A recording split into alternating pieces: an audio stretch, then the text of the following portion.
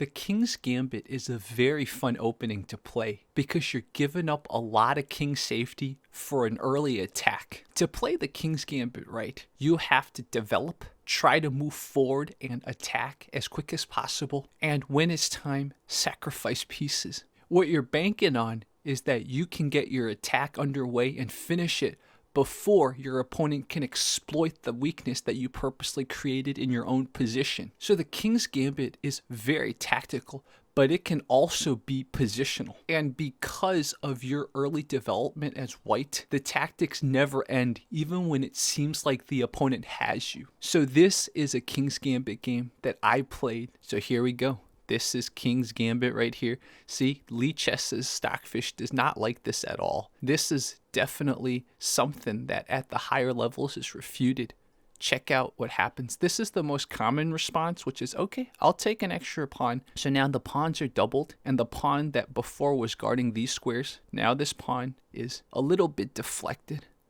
So we keep going. This is to prevent the queen from coming down, but as you guys will see later, I bait him down anyways. So this apparently was a blunder. The computer says that he should reinforce this pawn. And if he played this line, there's a lot of crazy tactics. So in a way, I'm glad he didn't do this, because if he goes this way and tries to castle queenside, there's a lot of crazy tactics that as a King's Gambit player, you have to basically memorize, because again, you have to attack early. You have to attack early. Anyways, he didn't do that. And so this was the perfect way to gain a tempo and develop and get this bishop to be able to capture this in the future. So he should not have moved there. Again, you want to maintain this pressure because, again, look what I did with the King's Gambit. I created a permanent pawn hole here. He did the wrong thing. Now look at my development, man. Look at this. Look at all this about to point at him, right?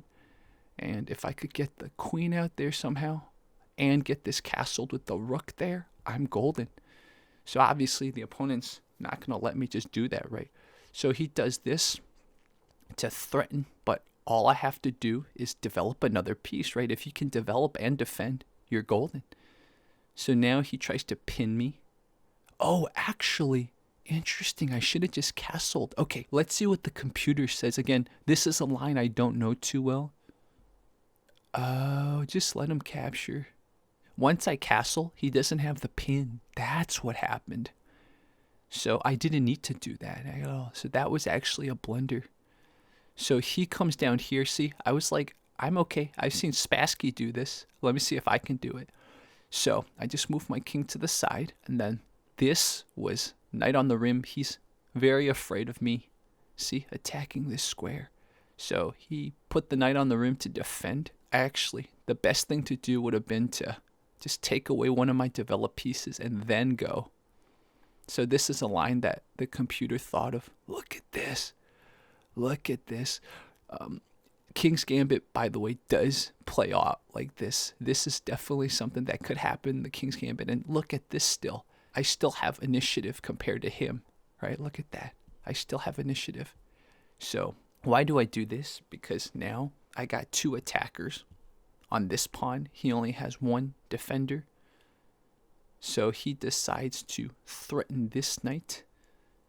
So I go ahead, I take with my bishop. And then taking this was actually a mistake. But his response, I think, was also not the correct thing to do. So that was a blunder. Interesting. So the computer wanted me to threaten immediately. Whoa. I saw that if I threatened him, he would get his queen here. So why would he just capture? Let's think about this for a second. Let's say he goes here. If he goes here, so then he would just lose a bishop. I see. That's why. I see. I get it now. I get it now. That's what I didn't see. This would have been a double attack. You see that? This is a double attack. Ooh, I missed a double attack. Yeah. That would have been a double attack right there, you see. So this at least gains two pieces for a queen. That's why. I get it now. But look at how ahead I would be now. Like that. Okay, I see. I did not see that move. instead. And I'm trying to threaten mate here, but he castles, which actually is a blunder for him. According to the computer, he should have taken, I would have taken, he would have taken, I would have taken. And then look, I don't have the piece supporting my queen. And then castle. Look at that. So, yeah, that's computer line right there. Once he castled here, I knew that I probably was okay. And so, interesting that this was a blunder. See, I thought about this move, right? So, the computer says I should have done that. Oh, look at this. Oh, I would have won out in that exchange. I see. That's an example of just, I was playing a 15-10 game, so it's hard to calculate so many lines, but I see. I basically missed out on a double attack. See, this would have been right here, and then that would have been, see, I would have been ahead a pawn, basically. I see. So he comes down here because I think he's thinking about maybe capturing a pawn. Maybe if he can get another piece to support him, maybe he can get a checkmate. And so I decide to sack here. I almost, by the way, I almost did this, which would have lost me a knight. Thank goodness I saw that queens can go diagonally. So I did this, and this was actually a blunder. Wow, why is this a blunder? I wanted to create a hole here, right? I knew I could exploit it. This is the brilliance of the King's Gambit. You get crazy positions like this that the computer doesn't understand. According to the computer, should have gone here, which is actually what he did. And then the computer says this is actually the right move. But I played this, which according to the computer is actually the wrong move. Because all he has to do is to go here, forcing it. And I remember seeing that and thinking to myself, okay, that's fine. Look at how undeveloped he is. Look at all these weaknesses. I should be able to get him.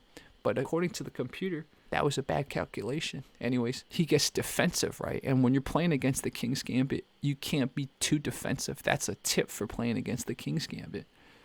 So this was a decoy right there. I was trying to channel Spassky. Spassky had a famous game where he left his king alone. So he comes down, and I'm like, take me again, because I have a checkmate here if I can deflect him. So he takes my rook. I move my king up. He checks again. And I realize all he has to do is go back, but I think he got a little ambitious. He wanted to release his bishop and do a discovered attack, but that's not good. Because check this out. I'm still eyeing this, man. You be careful. So check this out. He decides to threaten my knight. Again, the computer doesn't understand, but the whole point is if he takes me, I can checkmate him. Check out what he does. He takes, and then diagonal checkmate. Look at this.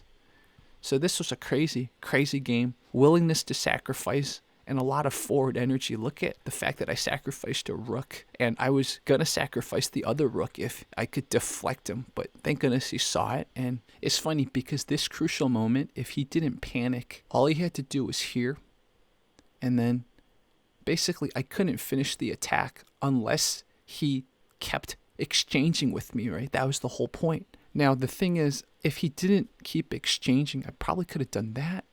Oh, but I would have lost. I see. I would have basically.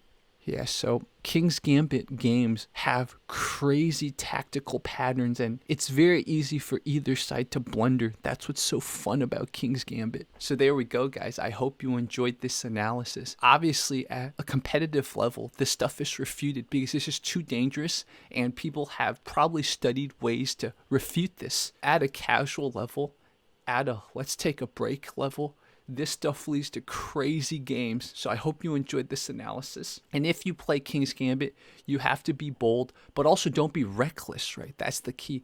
You could argue maybe that final decoy, that might have been a little reckless and wouldn't have paid off. But in this case, a little bit of hope chess worked because my initiative was too much pressure for him and he folded emotionally. And that's one of the things about King's Gambit, especially when you're playing a quicker game like a 15-10. King's Gambit in a 10-0 or even a 5-minute game, those are intense. So anyways, guys, I hope you enjoy and I hope you continue your chess journey. Have fun. That's the key. I played this casually. I didn't even log into my account. I just wanted to just do something different.